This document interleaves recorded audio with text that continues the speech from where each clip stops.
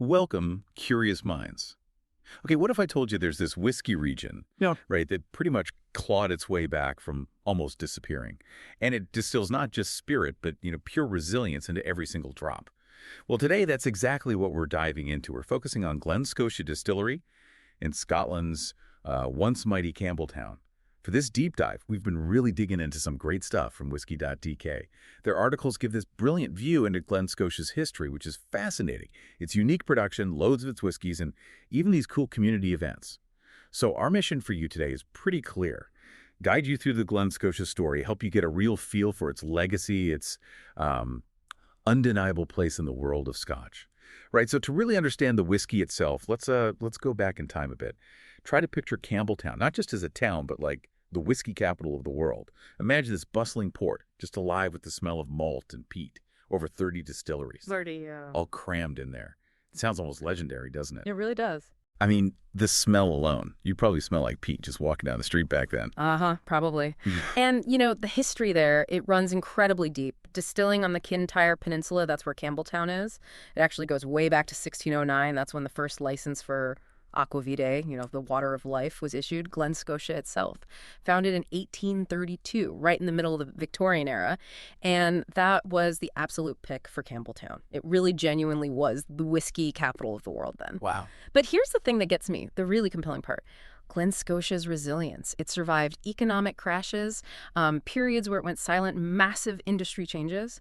And today, it's one of only 3 active distilleries left there. Only 3.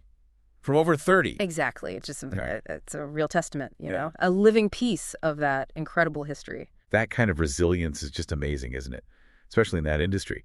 But, with so many distilleries out there, does that history alone make it better? Or is it more about the craft that's kept it going? Like, how does that sheer survival story, that deep history, actually translate into the whiskey itself today?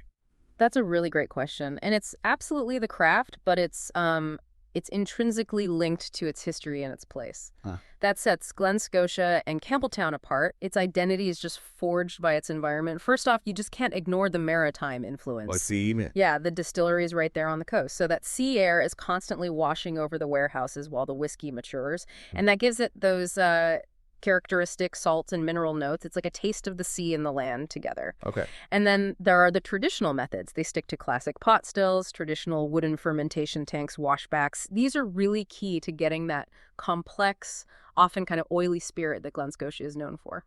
So no cutting corners there. Not at all. It's about character. And their approach to peat is interesting, too. They make both unpeated and lightly to medium peated whiskey. But the peated stuff, it's actually quite rare. They only produce it for a few weeks each year. Oh, really? Just a few weeks? Yeah, so those peated expressions are pretty special, pretty sought after. It's really fascinating how the location and these traditional methods just shape every single sip. So it literally breathes the sea air, Yeah. crafted with these old school techniques. It sounds very intentional. So with all that dedication to tradition and, the place itself, what kind of signature tastes should you expect if you pour a dram of Glen Scotia? Well, it's quite a mix, but it works beautifully. You often get tropical fruit and citrus notes right up front, bright, inviting. Then that's complemented by hints of spice, vanilla. Then comes that touch of peat smoke we talked about, that sort of coastal bonfire hint. Plus sea salt, maybe some nuts, caramel, and those mineral notes underneath it all. It hits this really nice balance between elegance and depth. And the finish, often long, dry, spicy, it really makes you want to just sit with it for a moment. It's a whole journey in the glass. Whole journey sounds right, building from those coastal notes. Okay, so knowing that general profile, how do some specific Glen Scotia whiskeys we read about show this off? While also, showing their range? Exactly. Let's look at a few. First, maybe the Glen Scotia double cask. This one gets matured twice, essentially. First and first fill bourbon casks. Which means lots of vanilla caramel notes. Precisely. They're fresh from holding bourbon. Then it's finished in Pedro Ximénez sherry casks, PX sherry. Ah, okay. Adds that sweetness, fruitiness. Yeah, exactly. Creates this really nice balance of sweetness, spice, complexity.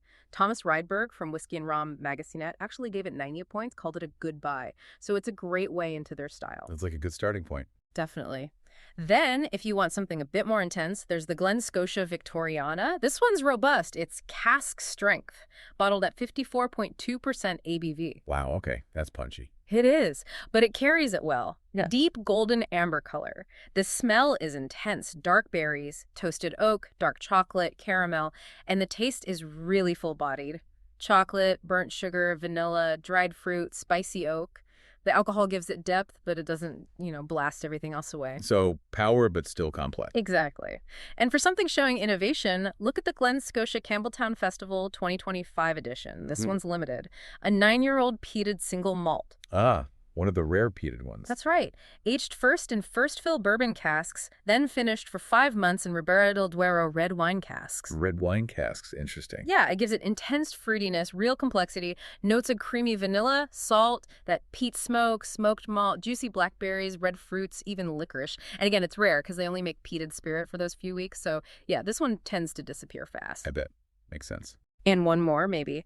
The Glen Scotia double cask rum cask finish. This one sort of nods to Campbelltown's old links with the rum trade. Oh, cool. How does that work? Well, it's matured in bourbon casks, then finished in Demerara rum casks.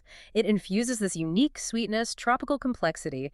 Think dark melted sugar, molasses, banana, toasted coconut, ripe peach, all balanced by a light peat smoke. It's quite intriguing. That sounds really different. Banana and coconut. It is. And of course, beyond these, they have great older ones too, the 15, 18, 25-year-olds.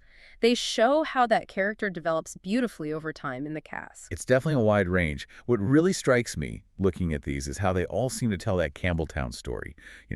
Surviving, but also being creative, linking back to the rum trade or using new cask types. What's the thread for you that still makes them clearly Glen Scotia, clearly Campbeltown, despite all the variety? I think it has to be that maritime influence, that salty mineral backbone. It just runs through everything, whether it's peated, unpeated, sherry cask, rum cask, whatever. It grounds them, connects every innovation back to that core Campbeltown character. Right. And that sense of place brings us to how Glen Scotia and Campbeltown generally connect with the wider whiskey world. The Campbeltown Malts Festival is a huge deal every year. Yeah, I've heard of that. It's this amazing celebration, draws people from everywhere. It really helps keep the region's whiskey heritage alive and kicking. And it's not just big festivals, right? It's also about retailers who help you actually find this stuff and learn the stories. Like our source, Whisky.dk, seemed like a great example. Big Danish retailer, huge online presence, but also this massive physical showroom in Sjolund. Yeah, 500 square meters. Wow. And they do events too, getting people involved. Absolutely. And actually, the sources mentioned a specific one coming up that sounds great. A Loch Lomond in Glen Scotia Whiskies Manning, a tasting on Saturday, September 6th, 2025, at their place in Sjolund. Oh, perfect timing. Right. And you'd get to meet the international brand ambassador, David Lind. Apparently, he really knows his stuff, especially Scottish whiskey. You get to taste 8 different whiskeys. Hear directly about the distilleries, the history, the flavors, ask questions. Sounds like a fantastic opportunity. Yeah, and it's in English, open to everyone, beginners or experienced folk. It's exactly the kind of thing that lets you dive deeper, just like we've been talking about. That really is a great example of bridging that gap, isn't it? Between these historic places and actually enjoying the whiskey today, guided by someone who's passionate about it. It reinforces the stories. Yeah. So quite a journey we've taken then. Through Glen Scotia's world, from its deep roots in Campbeltown, picturing that bustling whiskey capital to its unique maritime style, and then exploring all those different expressions, each telling a bit of the story, tradition, innovation, the whole lot. It really makes you think, doesn't it? And maybe a question for you listening is this. How does the story of a smaller, resilient distillery like Glen Scotia, so tied to its specific place, its terroir, how does that challenge our ideas about what makes a whiskey truly great? And, what can we learn from its survival, its enduring spirit in a world that's always changing? That's a really powerful thought to leave folks with, something to mull over. We definitely encourage you to explore that idea. Maybe seek out a Campbeltown whiskey yourself if you can. Taste the story. Or just look into other small distillers with similar stories of resilience. There's so much out there to discover. Until next time, keep exploring, keep discovering, and keep savoring those unique stories in a glass.